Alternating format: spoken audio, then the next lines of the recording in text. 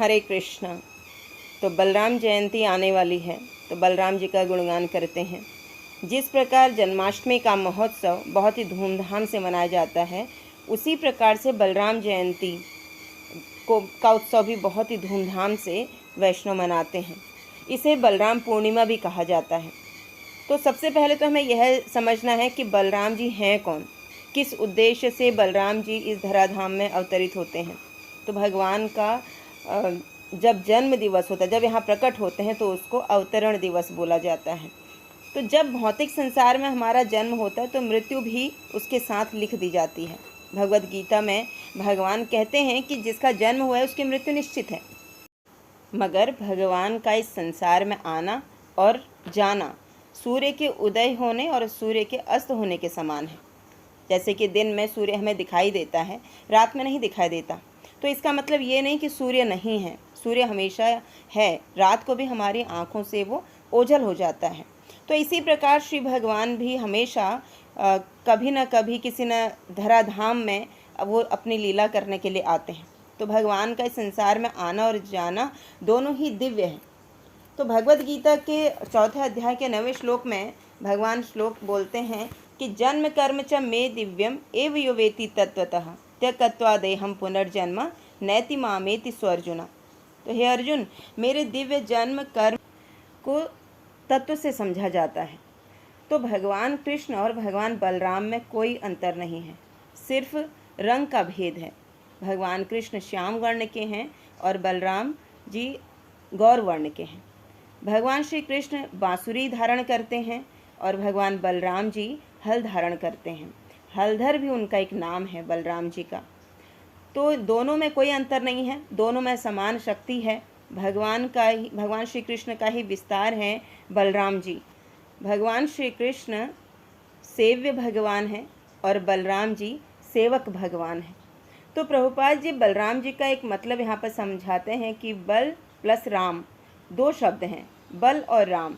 तो प्रभुपाद जी समझाते हैं कि आध्यात्मिक उन्नति के लिए हमें आध्यात्मिक बल कहाँ से मिलता है? बलराम जी से, है ना। और आध्यात्मिक आनंद की प्राप्ति तब होती है जब हमें अध्यात्म में आगे बढ़ने के लिए बल मिलता है। तो ये जो बल मिलता है ये हमें बलराम जी से मिलता है। तो भगवान श्री कृष्ण हमें ज्ञान रूपी तलवार देते हैं ना। हम सब इस भौतिक संसार में प्रकृति के 3 गुणों से, 3 रस्सियों से बंधे हुए हैं, सतोगुण, रजोगुण और तमोगुण की रस्सी से बंधे हुए हैं। तो उससे मुक्त होने के लिए हमें ज्ञान रूपी तलवार चाहिए, जो हमें भगवान श्री कृष्ण ने प्रदान की है। तो उस ज्ञान को अर्जित करके उस ज्ञान रूपी तलवार से हम इन बंधनों से मुक्त हो सकते हैं और भगवान के धाम में जा सकते हैं भगवान की भक्ति करके। तो इस रस्सी को काटने के लिए जो एक सरल उपाय है वह एक पैनी तलवार। इस रस्सी को काटेंगे तो हम भवबंधन से मुक्त हो जाएंगे। तो भागवत का जो ज्ञान है वो कृष्ण से प्राप्त होता है और भवबंधन की रस्सी को काटने के लिए जो तलवार भगवान कृष्ण ने दी है, अब इस तलवार को उठाने के लिए बल की आवश्यकता है। तो ये बल, इस ज्ञान रूपी तलवार को उठाने के लिए शक्ति जो मिलती है वो बलराम जी देते हैं। तो भगवान कृष्ण ज्ञान रूपी तलवार देते हैं और बलराम जी उस ज्ञान रूपी तलवार को उठाकर भवबंधन की रस्सी को काटने का बल प्रदान करते हैं। तो आध्यात्मिक बल है बलराम जी, भगवान द्वारा दिया गया ज्ञान तलवार है। तो लेकिन भगवान की माया ने उस ज्ञान रूपी तलवार को ढक दिया है। जब हमारा आध्यात्मिक ज्ञान कवर हो जाता है तब हम इस भौतिक संसार में आनंद खोजते हैं। जब हम भगवान कृष्ण की भक्ति में आगे बढ़ने की कोशिश करते हैं तब हमें कृष्ण भावनामृत में आनंद की अनुभूति होती है।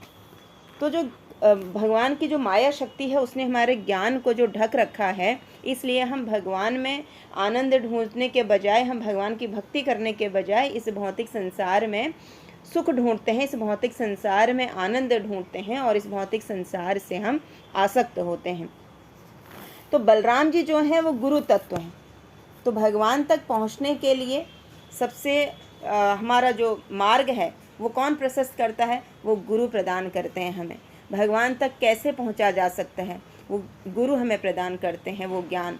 तो ये जो बलराम जी यहाँ पर हैं ये गुरु तत्व हैं और बलराम जी की कृपा प्राप्त किए बिना हम भगवान श्री कृष्ण को प्राप्त नहीं कर सकते, हम वहाँ तक नहीं पहुँच सकते हैं। भगवान श्री कृष्ण की सेवा में बलराम जी प्रधान सेवक हैं। तो कृष्ण की जो दिव्य लीलाएं होती हैं उन लीलाओं में सहायक हैं बलराम जी। जब भगवान इस भौतिक संसार में अवतरित होना चाहते हैं तो सबसे पहले वो बलराम जी को यहाँ भेजते हैं, ताकि बलराम जी यहाँ पर आके सारा अरेंजमेंट करते हैं। उसके बाद भगवान इस भौतिक संसार में अवतरित होते हैं। तो बलराम की शक्ति में कोई अंतर नहीं है। कृष्ण और बलराम में सेम शक्ति है, समान शक्ति है। बिना गुरु के, बिना बलराम जी की कृपा के हमें कृष्ण भक्ति प्राप्त नहीं हो सकती है। भगवान बलराम जी भगवान कृष्ण की सेवा में हमेशा तत्पर रहते हैं।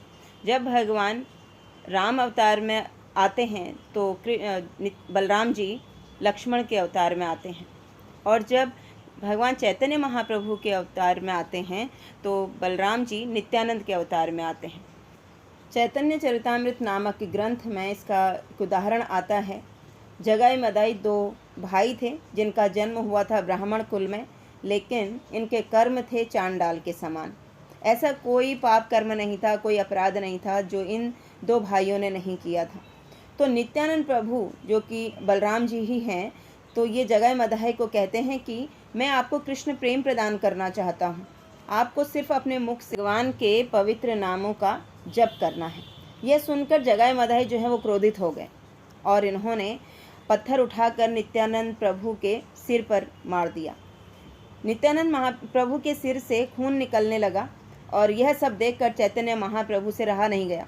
उन्हें तुरंत अपना सुदर्शन चक्र निकाला और जगाई मदाई का गला काटना चाहा, लेकिन नित्यानंद प्रभु ने चैतन्य महाप्रभु के चरण पकड़ लिए और बोला कि इस अवतार में आपका प्रेम हर जीव को मिलना चाहिए। आप इस अवतार में अपनी कृपा प्रदान करने आए हो, अपना प्रेम प्रदान करने आए हो, तो आप इस शस्त्र नहीं उठा सकते हो। आप इन पर भी कृपा कर दो और ये भी भक्ति करें, आपके नामों का जप करें और आपका प्रेम प्राप्त करें। तो इस प्रकार बलराम जी की कृपा से जगाई मदाई जैसे अत्याचारी उनका भी उद्धार हुआ। हम सब को भी भगवान कृष्ण का प्रेम प्राप्त करने के लिए बलराम जी के चरणों में प्रार्थना करनी चाहिए।